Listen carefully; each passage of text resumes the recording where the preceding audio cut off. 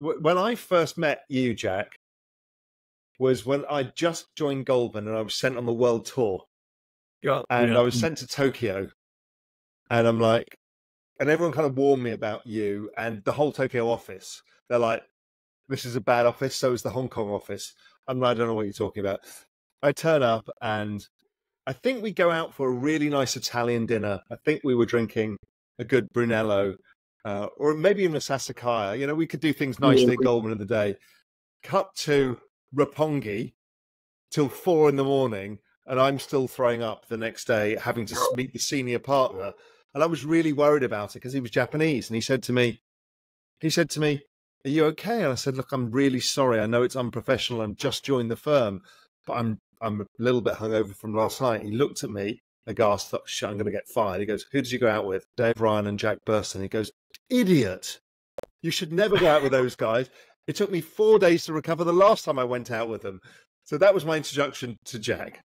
Then you make a ridiculous decision to get into the wine business quite a long time ago in an area that was very competitive. Tell me that story. Well, I was friends with a family who owned a fantastic old brand called Cabernet in Coonawara, and basically the business was getting sold, and we decided we'd buy some more land and maybe start again, and the business ended up being sold to Freixenet, the Spanish cava maker, who then sold to Henkel, 51% sold to Henkel. Henkel had decided they wanted to be out of still wine, give it another sparkling. So it ended up in a private equity firm, which then was sold to another private equity firm, Carlyle, who have just last week written off about $250 million, all the equity in that transaction. Bain betted about 35-40 cents on the dollar. So all of, for the first 4 or 5 years, all of the fruit we grew went to Cabernet. And then as this thing unwound,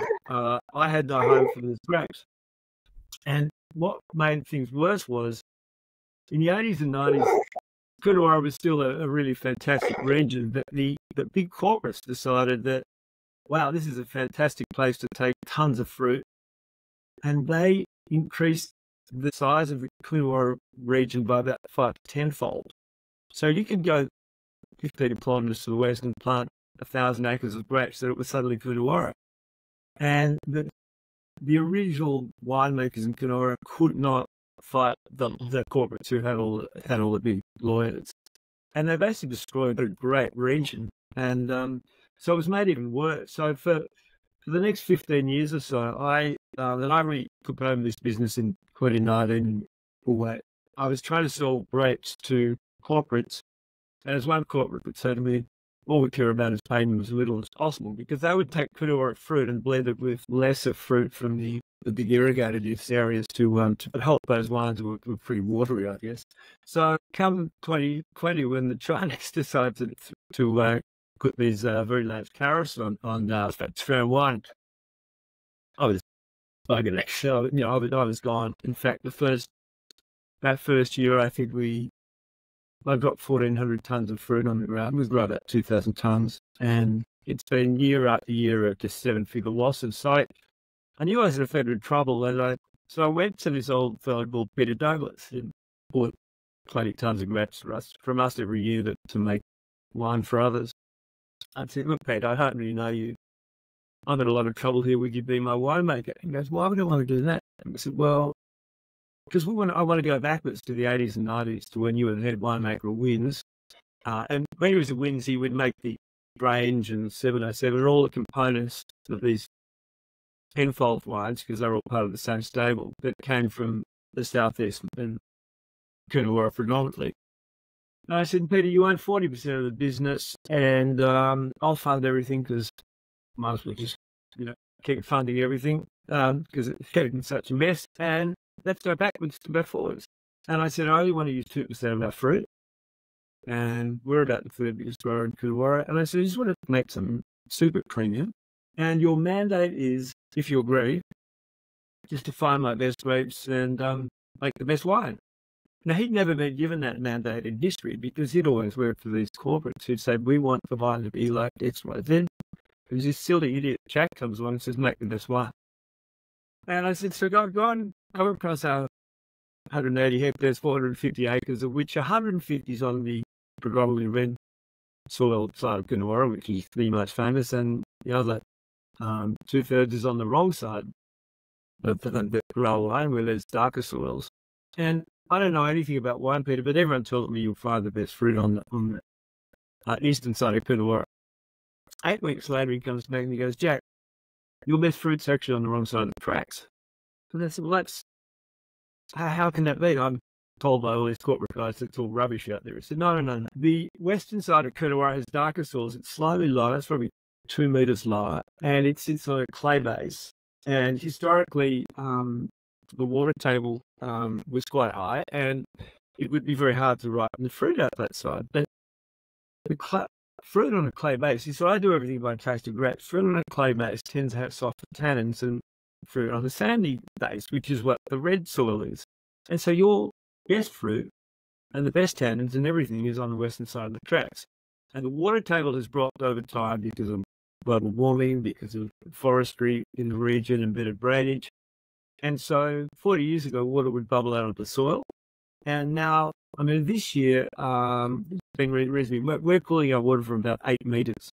I mean, there's no rivers in the southeast of South Australia. It's quite remarkable. It's all underground water. It's just this amazing Frisian basin.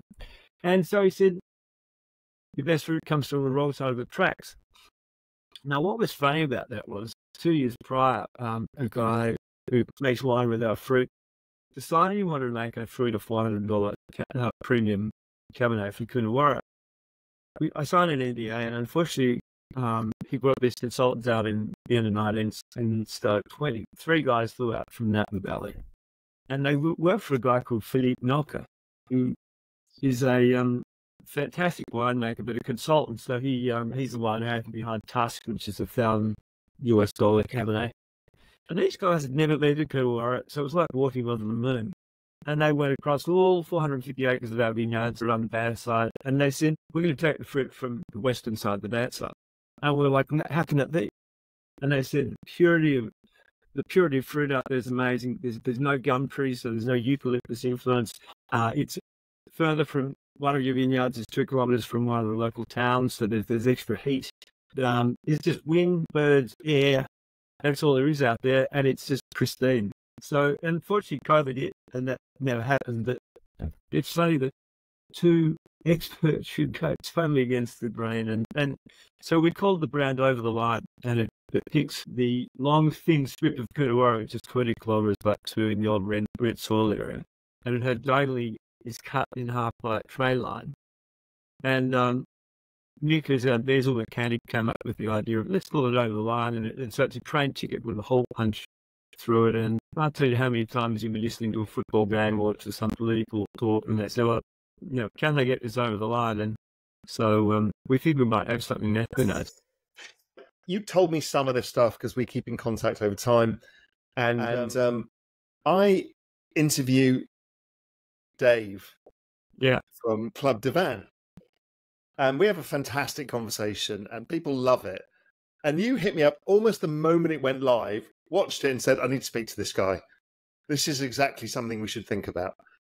Next minute, I've got a global macro investor roundtable in Mallorca, of which you couldn't make it, but you send via courier another Aussie trying to get wines across. He's got the simple wine of yours, the good wine you tried to ship into Mallorca, couldn't get it there, but it became a thing of legend already. We never got it across the line that time around. No, we didn't. So hopefully we will next time. So how does it all fit together with Club dVIN? I know you got the allocation token. What's the whole thing? What mastermind plot? What Michael Daffy are you hiring here? What insane process?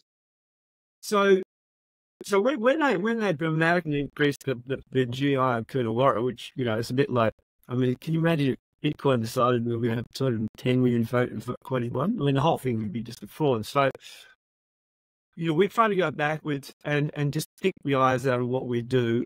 I've got this whole theory of, the Kevin Kelly 1,000 proof fans. We only want to make a really small amount of wine. We're thinking 2% of our fruit is about 3,000. And you're going back to old style, so slightly lighter alcohol, how wine used to be made before Robert Parker kind of destroyed the entire world. that's where we want to go. Of course, what we've got packed up from 19 to 23 is it's more in the 14s. But as Peter said, I said, Peter, wouldn't it be great if we went for 12.5, 13, and the way they used to do it? And he said, well, those things would just age for a billion years. So if you take wings, and the wine we want to make is like a wings John Riot, which is again owned by the Penfold stable, and according to videos I've watched about those, but they use about 2% of their fruit to make that wine. We're going to use 2% of our fruit total for our brand. And the Club dVIN wine is going to be about 0.15% of our fruit.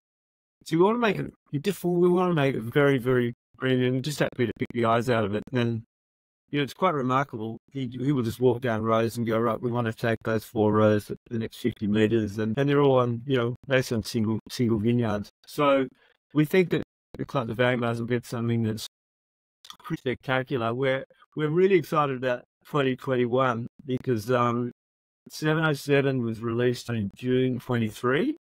Ours is still in barrel.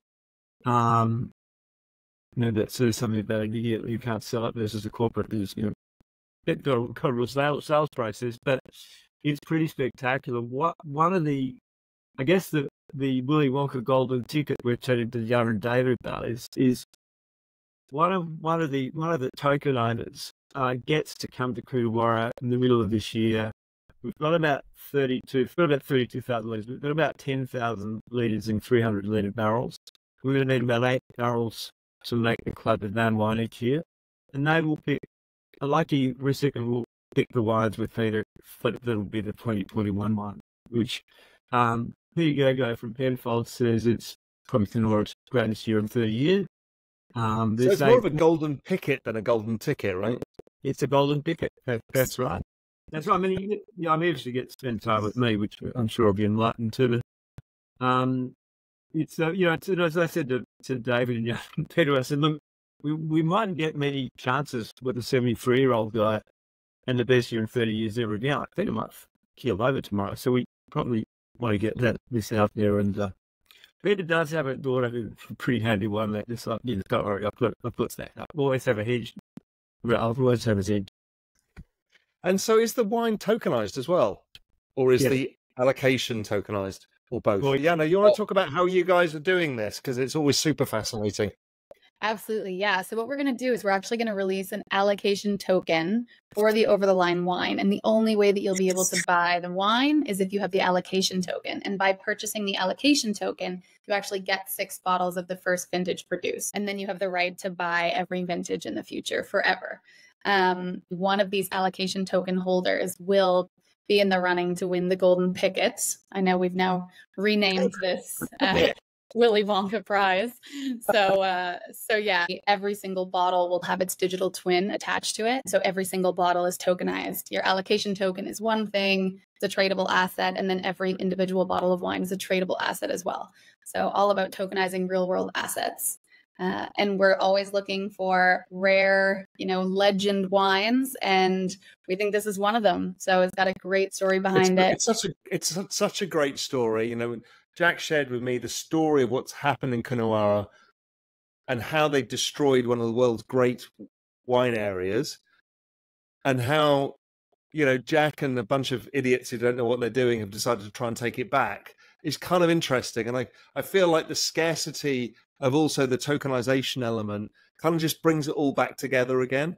Bringing an old gunslinger back out of retirement to come and make one more legendary wine. The whole thing is such a great idea, and Jack is actually a good salesman, so he's got half a chance of selling out these tokens as well. I actually do have a message for you. Dave, right now, the reason that he couldn't be here, and I don't know, I think Jack, you might know this, but he's actually at the 180th anniversary dinner of Penfolds in Paris right now with Peter Nago. And so he was like telling me, he was like, you've got to take a screenshot, because he thought that Peter was also going to be on the call. He was like, you've got to send it to me. They're sitting at dinner together right now in Paris. And so that's the only reason Dave's not with us tonight. It's quite funny. Dave's hilarious. He heard that the Global Macro Investor Roundtable was in La Mamounia in I told him Marrakesh. that. He's like, well, can we do the wine?